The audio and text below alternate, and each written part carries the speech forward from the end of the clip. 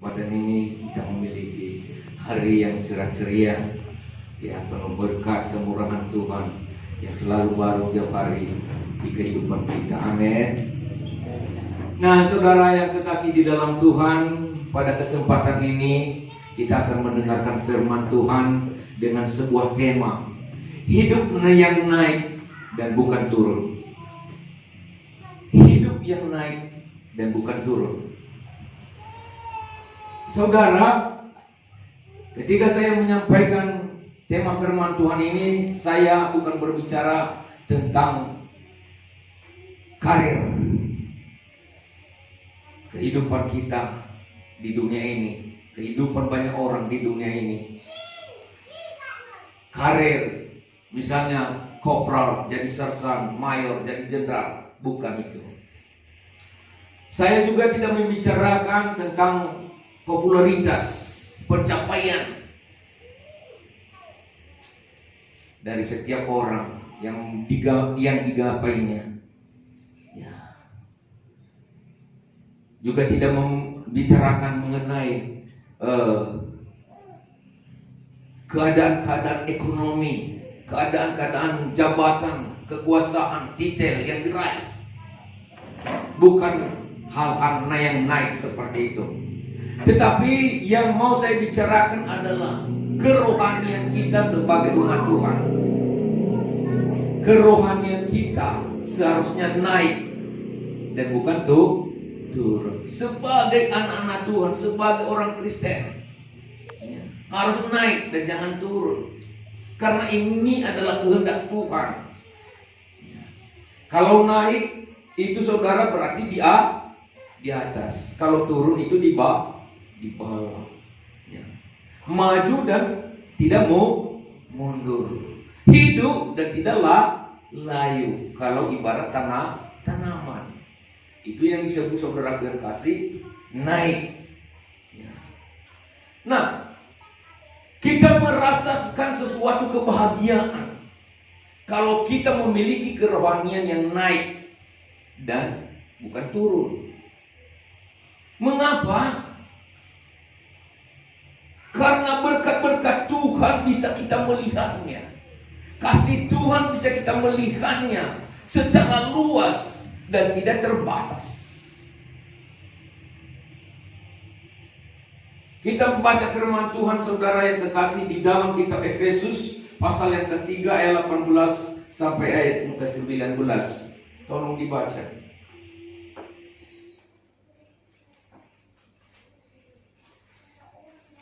Efesus pasal 3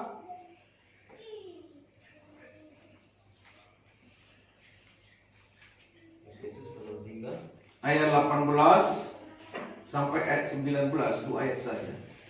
Efesus pasal 3 ayat 18 dan 19. Demikian firman Tuhan. Aku berdoa supaya kamu bersama-sama dengan segala orang kudus dapat memahami betapa lebarnya dan panjangnya dan tingginya dan dalamnya kasih Kristus, dan dapat mengenal kasih itu sekalipun ia melampaui segala pengetahuan. Aku berdoa supaya kamu dipenuhi di dalam seluruh kepenuhan Allah. Haleluya. Jadi saudara yang kekasih, kenapa kerohanian kita harus naik? Supaya dapat melihat, supaya dapat merasakan betapa besarnya kasih Tuhan itu, betapa lebarnya kasih Tuhan itu, betapa tingginya kasih Tuhan itu, betapa dalamnya kasih Tuhan itu. Haleluya. Banyak orang Kristen tidak bisa menyadari seperti ini kalau kerohaniannya turun. Dia tidak dapat berkata-kata tentang Tuhan. Dia ragu-ragu membela Tuhan. Dia ragu-ragu mengasihi Tuhan karena kerohaniannya tidak naik. Tapi kalau kerohaniannya naik, ada di atas, maka bisa melihat betapa besarnya kasih Tuhan itu. Aku berdoa, ayat 18, supaya kami bersama-sama dengan segala orang kudus dapat memahami betapa lebarnya dan panjangnya dan tingginya dan dalamnya kasih Kristus, dan dapat mengenal kasih itu sekalipun ia melampaui segala pengetahuan. Aku berdoa supaya kamu dapat dipenuhi dalam seluruh kepenuhan Allah. Mengapa kerohanian kita harus naik, saudara? Supaya dapat melihat, supaya dapat mengenal kasih Tuhan itu betapa tingginya, betapa lebarnya, betapa panjangnya, betapa dalamnya. Banyak orang tidak mampu bersaksi, menyaksikan tentang Tuhan karena memang tidak dapat merasakan, tidak ada kepenuhan kasih Allah itu di dalam hidupnya. Saudara, kalau kita mengalami kemacetan di jalan raya, ya, di perkotaan, pernah mengalaminya saudara, bisa sampai berkilo-kilometer. Betul? Iya, ada yang sampai 1 kilometer, bahkan ada yang sampai 5 kilometer, bahkan ada sampai seharian baru sampai ke, ya, bisa kendaraan bergerak. Dikatakan semua kendaraan merayap, kiri kanan, klakson kendaraan, mobil, sepeda motor bersahut-sahutan sehingga menjadi kacau. Tidak tahu apa yang sedang terjadi di depan. Apakah sedang ada perbaikan jalan atau ada kecelakaan? Tidak ada yang tahu. Mengapa? Karena dia ada di tengah-tengah kemacetan. Tetapi andaikan kita ada di atas helikopter, bisa kita melihat nggak ke bawah? Bisa kita melihat, bisa kita melayang-layang, bisa kita mengamati apa yang sedang terjadi di bawah. Itu bedanya, saudara. Itu bedanya. Kalau naik dan bukan di bawah, itu maka kita juga, saudara, harus berusaha naik.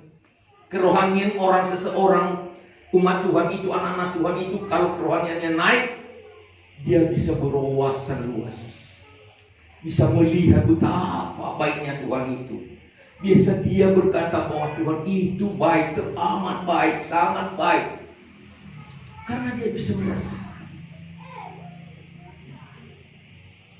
bisa melihat. Saudaraku yang kekasih, di dalam Alkitab ada contoh-contoh kita lihat, ya, mengenai 3 kelompok yang melihat bagaimana raksasa Goliat, bagaimana besarnya, bagaimana postur badannya, bagaimana senjata-senjatanya, kehebatannya, baju jirah yang dipakainya, alat perang yang digunakannya. Siapa yang melihat ini? Tentara Israel. Melihat Goliat itu, saudara, sebagai seorang raksasa yang menakutkan. Betul? Siapa lagi? Raja Saul yang juga diperlengkapi dengan senjata perang, baju perang, tetapi juga takut. Karena apa? Melihat Goliat, sang raksasa. Siapa satu lagi? Daud. Dia juga melihat Goliat, sang raksasa. Tetapi di antara ketiganya ini sama-sama melihat, tapi beda dalam pikiran. Beda dalam pikiran. Tentara Israel dan Raja Saul melihat Goliat sesuatu yang menakutkan, sedangkan Daud melihat Goliat tidak ada apa-apanya. Karena apa? Dia dapat melihat Tuhan yang lebih besar, lebih tinggi, lebih raksasa lagi daripada Goliat. Ini dia. Siapa yang menentukan itu? Tergantung kerohanian. Itu maka tadi tema firman Tuhan pada hari ini dijelaskan kepada kita bahwa kerohanian kita itu perlu ada di atas, jangan di bawah. Supaya pemikiran kita pun semakin luas dan tidak terbatas. Amin. Iya. Jadi anak-anak Tuhan, orang Kristen ya, yang merupakan kerinduan Tuhan supaya memiliki kerohanian yang naik, bukan turun, yang maju bukan mundur, yang ada di atas bukan di bawah. Ya. Ada beberapa tips saudara yang bisa membuat kita ya, hidup kerohanian kita itu naik. Yang pertama, tinggalkan zona nyaman. Tinggalkan zona nyaman. Ya, ada seorang raja menerima hadiah dari seorang raja dari negara tetangga. Dan hadiah itu saudara sebagai hadiah persahabatan, 2 ekor elang. Lalu ketika diserahkan kepada seorang raja itu saudara yang menerimanya sangat senang. Lalu elang itu diserahkan kepada juru rawat hewan di istana. Ketika diserahkan kepada yang juru rawat hewan di istana, maka elang itu juga saudaraku yang kasih, ya, hari demi hari, minggu demi minggu, ya, ada perkembangannya. 1 ekor elang ini saudara terbang melayang-layang, menari-nari, ya, di atas lingkungan istana, sungguh menghibur. Tetapi 1 ini saudara tidak bisa bergerak. Dia terus bertengger di atas ranting pohon tempat dia diletakkan sejak dia sampai di istana. Lalu raja memanggil para ahli untuk meneliti apa yang terjadi pada seekor elang yang 1 ini. Sang ahli memeriksa, tidak ada apa-apanya. Lalu dipanggil juga juru rawat yang mengobati hewan ini. Entah dia mengidap suatu penyakit, tidak ada juga sesuatu pergerakan. Apa kerja elang ini saudara? Tiap hari hanya bercolek, makan, lalu tidur, itu saja.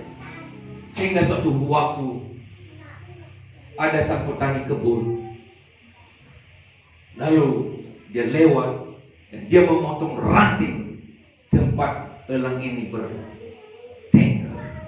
Apa yang terjadi? Tiba-tiba si elang terbang. Tempatnya bertengger itu, tempat elang itu bertengger, dipotong oleh sang petani. Maka elang itu pun akhirnya terbang. Lalu raja bertanya, memanggil ya juru tani ini, perawat kebun, apa yang kau lakukan? Kau bisa burung elang itu bisa berubah drastis dan bisa terbang? Tuanku ya raja, saya tidak melakukan apa-apa yang lebih kecuali hanya memotong ranting tempatnya bertengger. Hanya itu saja. Lalu sang elang pun terbang. Puji Tuhan, bukan sesuatu pekerjaan berat, tetapi membuat sesuatu dampak yang luar biasa. Kadang ya, gambaran kehidupan anak-anak Tuhan, gambaran kehidupan orang Kristen yang hatinya, rohaninya nina bobo, ya, tenang-tenang, kadang-kadang kerohaniannya, tempatnya bertengger, tempat sandarannya itu kadang-kadang dipotong, baru bisa bergerak, baru bisa terbang. Memang menyakitkan, tetapi saudara, di balik semuanya itu adalah kehendak dan keinginan Tuhan. Karena Tuhan tidak ingin kita diam saja. Kita dipanggil, kita dipilih sebagai anak-anak Tuhan untuk apa? Supaya kita bisa bergerak, bisa menjadi saksi Tuhan. Yesus ketika naik ke sorga, dia pesan kepada umatnya, kepada murid-muridnya, kepada rasul-rasulnya, kepada kita semua. Jadilah saksiku. Aku akan mengirimkan Roh Kudus turun ke atasmu supaya menjadi saksiku di Yerusalem, di Yudea, Samaria, dan sampai ke ujung bumi. Tetapi kadang-kadang orang Kristen tidak mau tahu, bermasa bodoh, tenang-tenang saja. Tidak ada pergerakan. Karena apa?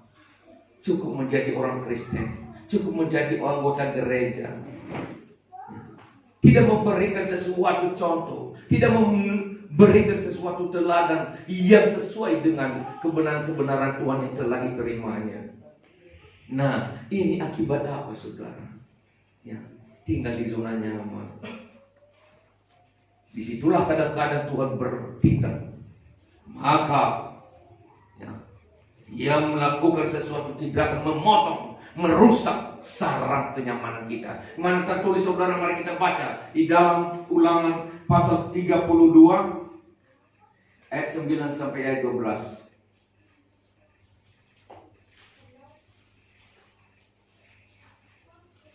Siapa yang sudah mendapat? Ulangan 32 ayat 9 sampai dengan 12. Demikian firman Tuhan.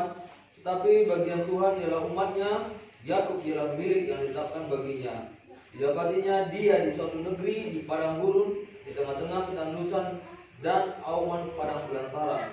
Dikelilinginya dia dan diawasinya, dijaganya sebagai biji matanya.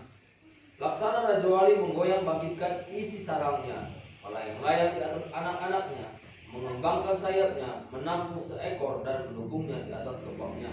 Demikianlah Tuhan sendiri menuntun dia, dan tidak ada Allah asing kepada dia. Iya, demikian Allah itu sendiri menuntun umatnya.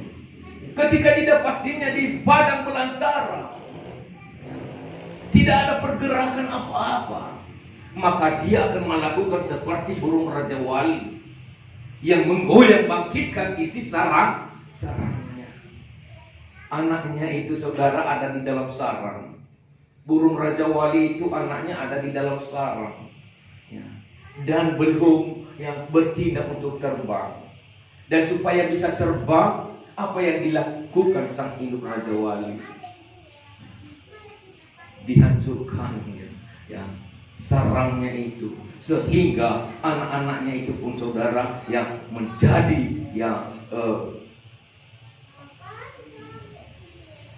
bergerak dan terbang.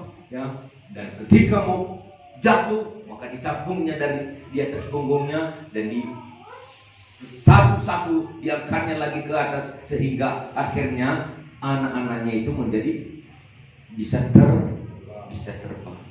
Luar biasa. Demikianlah cara Tuhan menuntun umatnya, karena itu kehendaknya. Dia tidak ingin anak-anaknya itu pasif. Dia tidak ingin anak-anaknya itu kaku sebagai umat pilihannya. Dia ingin memiliki sesuatu pergerakan naik anak-anak Tuhan ini. Mengapa? Tadi sudah kita dengar, agar dapat melihat betapa panjangnya, betapa lebarnya, betapa tingginya, betapa dalamnya kasihnya Tuhan itu. Dia punya rencana, kalau kita baca ayat selanjutnya itu, supaya anak-anaknya itu, saudara, bisa memiliki sesuatu berkat-berkat yang telah disediakannya, bisa merasakan berkat-berkat yang disediakannya. Ayat berapa, saudara, tadi? Ulangan 32 ayat 17 sampai 12. Coba baca selanjutnya. Ulangan pasal 32 tadi ayat 17 ayat 18. Gunung batu yang merenakan engkau telah kau lalaikan, dan telah kau lupakan Allah yang melahirkan engkau. Ketika Tuhan melihat hal itu, maka ia menolong mereka, karena ia sakit hati oleh anak-anaknya, lelaki dan perempuan. Ia berfirman, aku hendak menyembunyikan wajahku terhadap mereka, dan melihat bagaimana kesudahan mereka. Sebab mereka itu suatu angkatan yang bengkok, anak-anak yang tidak mempunyai kesetiaan. Mereka membangkitkan cemburuku dengan yang bukan Allah. Mereka menimbulkan Nah, haleluya. Jadi Allah itu menjadi cemburu terhadap orang-orang yang tidak bergerak, yang tidak ada kegiatannya, yang rohaninya turun. Kenapa rohaninya turun? Ikut-ikutan dengan dunia, menyembah berhala. Karena dia punya tujuan adalah supaya anak-anaknya itu bisa mengagungkan dia, membesarkan namanya, dan memuliakannya. Amin, saudara. Jadi inilah tujuan Tuhan bagi kehidupan kita. Ini yang pertama,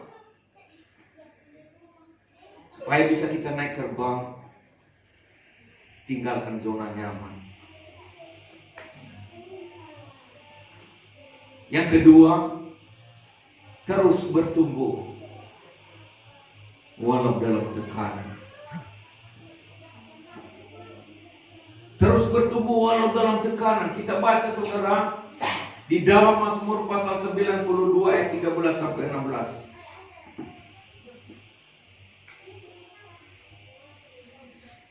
Ini tips yang kedua, supaya kerohanian kita naik dan tidak turun, supaya kita tumbuh dan tidak layu, supaya kita di atas dan bukan di bawah. Mazmur 92 ayat 13 sampai 16.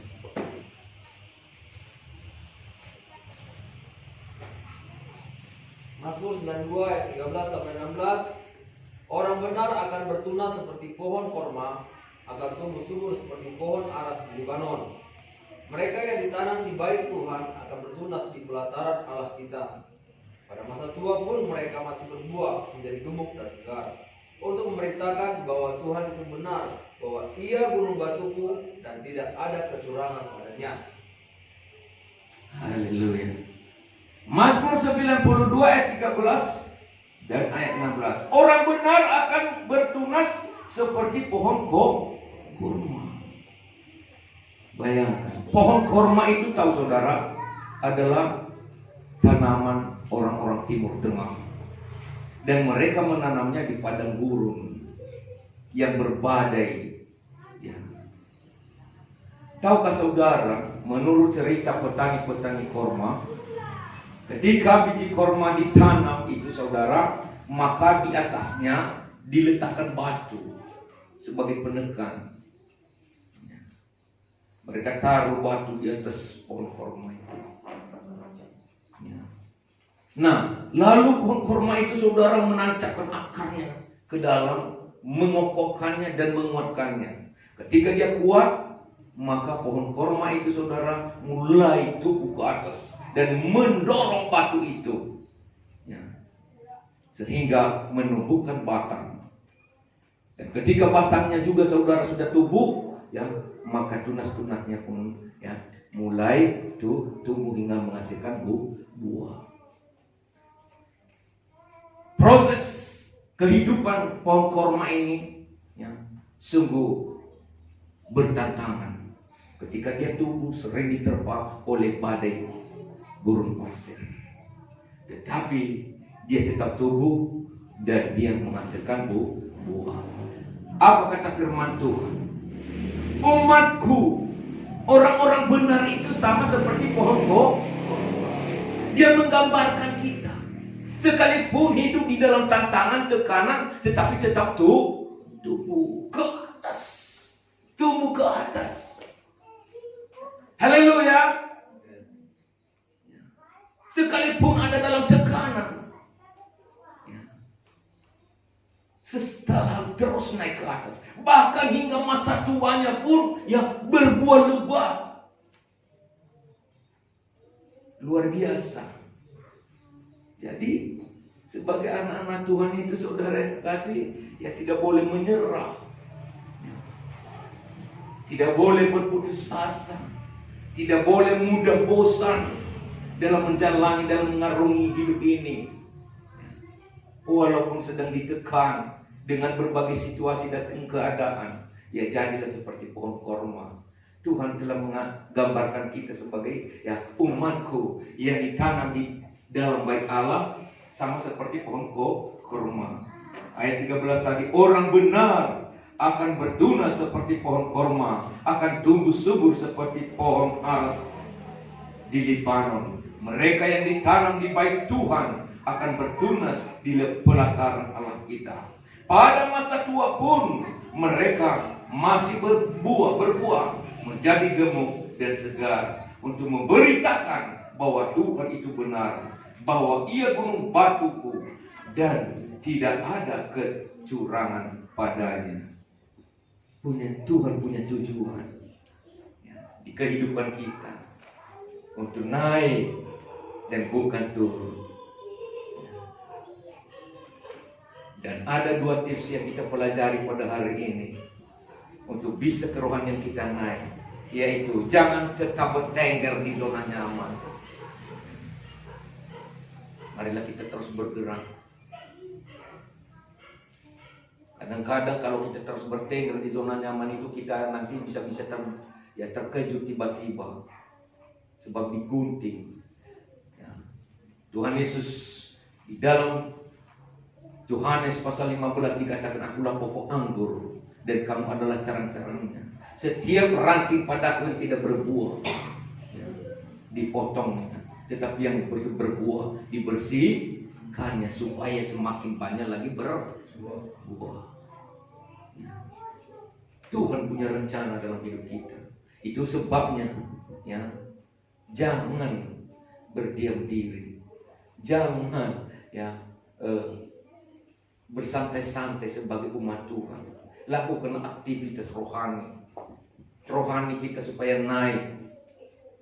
Jangan diam saja. Tunjukkan bahwa kita adalah orang yang percaya kepada Tuhan. Tunjukkan kepada dunia bahwa kita adalah orang-orang yang telah menerima sesuatu, ajaran-ajaran yang benar daripada Tuhan. Tunjukkan lewat segala apa yang kita lakukan dan perbuat. Jangan tinggal di zona nyaman. Jangan hanya berdiam di sudah cukup menjadi orang Kristen, sudah cukup tiap hari Minggu duduk di dalam gereja. Jangan, lakukanlah lebih. Naiklah dan jangan turun. Maka banyak orang yang sekarang ini kita lihat, awalnya menggebu-gebu, semangat, akhir-akhirnya bahkan tidak menjadi contoh, bahkan mengkritik pekerjaan Tuhan, hilang tujuannya semula untuk membesarkan nama Tuhan dan kembali pada tujuan duniawi. Nah, tidak ada sesuatu pergerakan yang benar karena terus bertengger, bertahan di zona nyaman. Dan yang kedua tadi dikatakan saudara, bahwa kita juga harus tumbuh seperti pohon walaupun sedang dalam tekanan dan digoncang oleh badai-badai kehidupan.